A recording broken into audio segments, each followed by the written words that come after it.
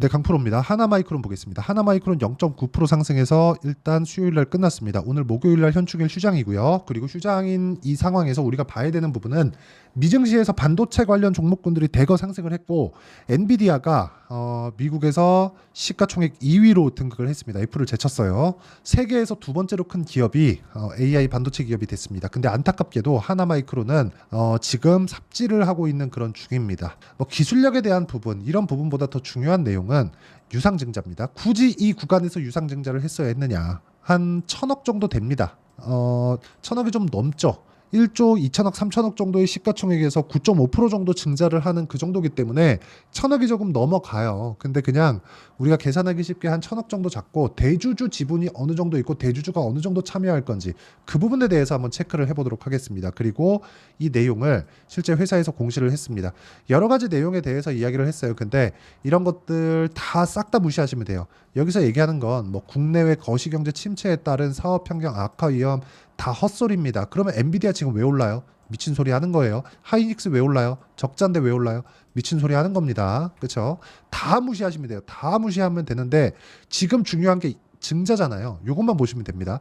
최대 주주 등에 대한 청약 참여율에 따른 지분 변동 위험, 이건 위험이 아닙니다. 최대 주주가 지분이 아예 낮아져서 회사 팔렸으면 좋겠어요. 개인적으로 그렇습니다. 뭐 그럴 일은 없겠지만. 그리고 밑에 자 모집 신주의 수는 500만 주, 대략 9.5%니까 계산하기 쉽게 한 10%로 잡고 금액으로 따지면 한 1,000억 정도다. 이 정도 이해하시면 될 것 같습니다. 근데 최대 주주 지분율이 27%, 그렇죠? 근데 실제 증자하는 금액 자체가 1,100억에서 1,200억 정도 되기 때문에 뒤에 자르고 지분율 딱 잘랐을 때 30%딱 잡고 300억 정도다. 근데 여기서 40%를 실제 최대 주주가 받아 오려고 계획하고 있다. 그래서 지분율이 희석될 수 있다. 이런 부분인데 전혀 걱정 안 하셔도 된다. 얘네들 그냥 나갔으면 좋겠다. 그쵸?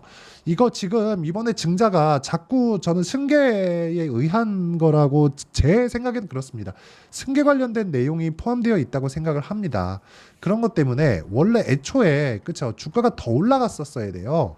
아무리 삼성전자가 움직임을 어렵게 가지고 가고 있다고 하더라도 삼성전자 가격이 너무 쌌고 그런 과정에서 여기서 증자를 딱 터뜨리니까 주가가 추가적으로 하락할 수밖에 없죠. 근데 기본적으로 지금 반도체 장비주들에 대한 프리미엄을 많이 주고 있는 그런 상황이 있기 때문에 그런 부분을 감안한다면 어떻게 되겠습니까? 당연히 지금 하락하고 있는 부분은 되돌림 구간이 나올 겁니다. 하지만 우리가 그걸 어느 타점에 구해야 되는지가 진짜 중요한 내용이 되는 거죠. 그리고 제가 계속 강조드리는 내용이 있죠. 유상증자 이미 벌어진 일이다. 혹시라도 내가 증자를 안 받을 생각이다. 그럼 권리락 이후에 반드시 신주인수권을 매도하셔야 됩니다. 그리고 만약에 내가 증자를 받을 거다. 그러면 신주인수권을 더 받으세요. 그쵸? 이거는 실권주가 발생하는 건 그쵸? 주관사에서 다 가져가는 부분이 있기 때문에 그런 부분 전혀 걱정 안 하셔도 되고 뭐 증자 실패한다 그런 부분은 전혀 고려 대상이 아니다. 그리고 무엇보다 하나마이크로는 삼성전자에서 HBM을 성공했을 때 추가적으로 들어가는 장비에 대한 부분이 있기 때문에 여전히 HBM 관련주라고 볼 수 있고요. 다만 증자에 대한 부분으로 인해서 시세가 어느 정도 꺾였고 그런 부분이 주가에 반영이 됐기 때문에 더 이상 추가적인 위험은 없다고 보시면 됩니다. 그리고 반드시 매매를 하실 때는 확인하고 매수해야 되는 구간이 있고 그 타점을 잡는 게 오늘 이야기를 드릴 주된 내용이다. 그리고 어느 정도까지 내가 가격을 판단하고 이해를 했을 때 수익을 볼 수 있는지 그리고 먼저 그 결과치에 대해서 제가 이야기를 드리도록 하겠습니다. 자, 내용 한번 보시면 이 화면을 보시면요. 실제 제가 매매하면서 만들어낸 겁니다. 실제 24년 1월 1일부터 6월 6일까지 제 계좌 수익률은 400%가 넘죠. 이렇게 다른 사람들 대비해서 제가 월등한 수익을 낼 수 있었다는 건 강한 종목군들을 추려서 매매를 했기 때문에 그렇습니다. 강한 종목군들 반드시 기억을 하세요. 강한 종목군들이 뭐예요? 신고가 돌파 구간이다. 그럼 고가 종목군들을 내가 어떤 식으로 매매를 했는지 종목을 봐야겠죠.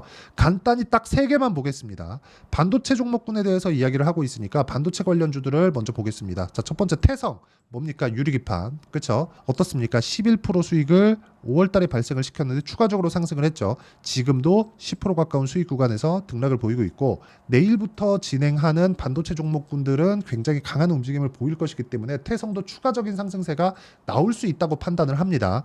자, 다른 반도체 종목군들 한번 볼게요. DI 자, DI를 보면 하나마이크론과 하는 일은 다르지만 물론 비슷한 분야죠. 근데 연결시켜서 생각할 부분이 있습니다. 근데 DI도 보세요. 어때요? DI 여기 이쪽 구간에서 몇 프로 수익입니까? 22%, 18%. 정확히 2주 안 걸렸죠. 이쪽 구간에서 몇 프로? 26%입니다. 그리고 쭉 올려서 보면 13%의 추가 수익을 6월 5일 날도 달성을 했다. 근데 DI는 HBM 장비를 납품할 수 있다는 기대감만 가지고 있습니다. 기본적으로 세력주예요. 그렇죠? 세력주가 됐든 하이닉스가 세력주입니까? 우량주죠. 한국에서 대형주 우량주예요. 근데도 불구하고 어때요? 적자 구간 딱 찍으면서 앞으로 미래가치 반영하면서 가버리죠. 즉 기대감에 의해서 올라간다는 겁니다. 최악의 상황을 지나와서 기대감을 가졌을 때 주가는 폭발적인 상승을 하고 우리는 확인해야 되는 과정이 필요하기 때문에 어디부터 공략해요? 고가 돌파하는 구간에서 공략한다. 이런 부분을 감안했을 때 하나 마이크론을 보면 어떻습니까? 그렇죠? 안 좋은 부분을 먼저 반영을 했고 증자 관련된 이슈는 더 이상 추가적으로 반영될 소지가 없습니다. 그리고 최대 지주의 지분율이 낮아지는 부분이 있다고 하더라도 그런 부분은 호재가 되지 악재가 되는 게 아니다.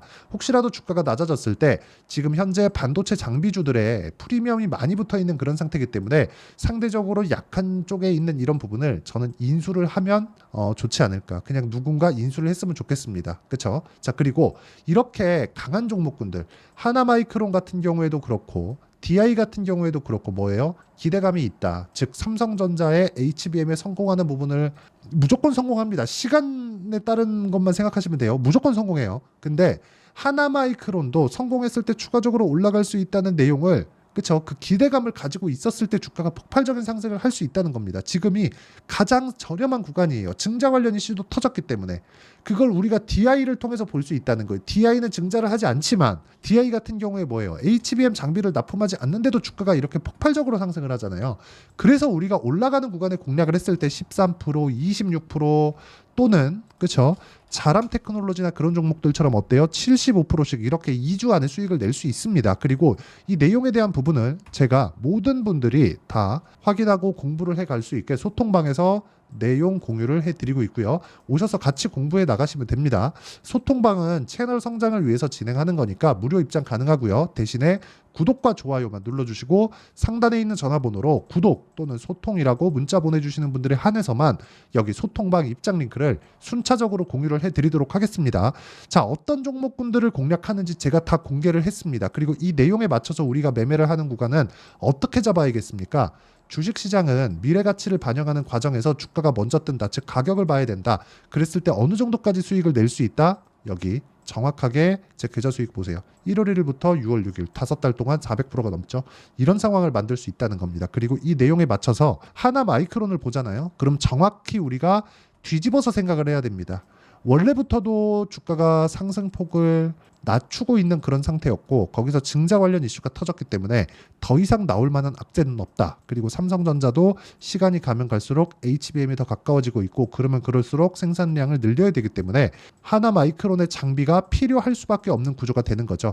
이번 증자 잘 보내야 됩니다. 일단 첫 번째로 제가 중요하게 말씀드릴 수 있는 건 증자를 내가 안 받겠다. 도저히 괘씸해서 나 안 받을래. 그러면 신주인수권이 권리락 이후에 들어올 텐데 그때 무조건 신주인수권 매도하셔야 매도한 금액이 내 계좌로 들어옵니다. 그렇죠? 각자 계좌로 들어가니까 신주인수권을 들어왔을 때는 증자를 안 받을 계획이면 이거 매도하시고요. 증자를 받을 계획이면 신주인수권까지 매수하세요. 그러면 싸게 더 살 수 있다. 근데 어떤 식으로 돼야 되는지, 그렇죠? 증자 관련된 이슈를 어떤 식으로 내가 판단하고 신주인수권 관련된 전략 그리고 실제 상장 이후에 발생되는 매매 관련된 부분, 즉 실시간 타점에 대한 부분을 당연히 제가 여기 소통방에서 실시간 내용을 통해서 제가 이야기를 드리고 있습니다. 하지만 그렇죠? 실시간 내용에 맞춰서 우리가 매매를 진행하는 매매 전략이 있겠죠. 그게 단기 보유 전략입니다. 제가 아까 전에 어떤 종목군들을 매매했는지 다 보여드렸는데 그 내용을 단기 보유 전략이라고 부르고요. 그 내용에 대한 부분을 여기 하나 마이크론의 단기 보유 전략 그리고 단기 보유 전략을 이용해서 그쵸? 하나 마이크론의 실시간 타점을 제가 문자로 공유를 해드리도록 할 테니까 상단에 있는 전화번호로 하나 마이크론 자, 하나 마이크론이라고 문자 보내주시는 분들에 한해서 2주 안에 수익 전환 시킬 수 있는 가격을 잡는 매매 기법에 대해서 그쵸 단기 보유 전략이죠. 이 내용과 함께 이 내용을 활용해서 진행하는 실시간 타점을 제가 문자로 공유를 해드리도록 할 테니까 상단에 있는 전화번호로 하나 또는 하나마이크론이라고 문자 보내주시는 분들에 한해서만 제가 단기 보유 전략 그리고 실시간 타점을 문자로 공유를 해드리도록 하겠습니다. 자, 내용 정리하면 그렇습니다. 주식시장은 미래 가치를 반영한다. 올라가는 종목은 강한 종목이 그래서 되는 거다. 근데 하나마이크로는 그걸 뒤집어 놓으면 됩니다. 나쁜 부분이 있었고 숨겨진 나쁜 부분까지 증자 발표를 하면서 모두 다 없어지는 그런 효과가 있다. 단기적으로 하락폭이 컸지만 이 부분, 그쵸, 하락갭이 발생한 부분은 메울 수밖에 없기 때문에 내가 손실 구간에 있다면 손실을 채우기 위해서 어떤 식으로 매매를 해야 되는지, 그리고 가격대를 어떻게 잡아야 되는지, 보유 전략 자체 그리고 타점 자체를 어떻게 잡아야 되는지를 제가 다 이해를 시켜드리도록 할 테니까 영상 끝까지 시청하시고요. 모든 분들이 성공 투자하셨으면 참 좋겠습니다. 자, 24년도가 돼도 여전히 시장은 녹록지 못합니다. 이런 상황이 벌어지는 건 어쩔 수 없습니다. 이런 상황에서도 수익이 나는 종목들의 구조는 변하지 않습니다. 즉, 대시세 종목에 대한 구조는 변하지 않는다는 거고, 실제 제가 소통방에서 지속적으로 이야기를 드리고 있는 내용도 대시세 종목이나 시장 주도주를 공략하는 건 철저하게 가격 분석을 하라고 이야기를 드리고, 가격 분석 이후에는 이슈에 대한 파악, 그리고 이슈를 파악하고 나서는 다시 내가 얼마에 매수할지 그 타점에 대한 부분을 지속적으로 언급을 하고 있습니다. 자, 근데 생각해 보세요. 시장이 굉장히 어려웠습니다. 어려운 상황에서의 어떤 종목들이 강했냐 보면 반도체와 그리고 바이오입니다. 자, 실제 여기 보면요. HLB에 제가 실제 매매한 내용을 띄워놓고 보여드리고 있는데 1월 22일부터 매매를 시작해서 4일 동안 31%의 수익 마감이 됐고요. 그리고 여전히 신고가 종목입니다. 자, 그리고 그 다음 어보브 반도체, 이름을 보시다시피 반도체 종목이죠. 그리고 AI 반도체는 지속적으로 강세를 보이고 있습니다. 이 종목도 신고가를 먼저 달성한 이후에 제가 21%의 단기간에 21%의 큰 수익을 내고 마감이 됐습니다. 다시 재공략을 준비하고 있고, 이런 부분은 소통방에서 다 공유를 해드립니다. 자, 그리고 코세스, 자, 코세스 같은 종목도 당연히 그쵸, 신고가 종목이고요. 그리고 반도체 종목입니다. 이 종목도 영업일 기준에서 이틀 동안 대략 한 15%의 수익 마감이 됐습니다.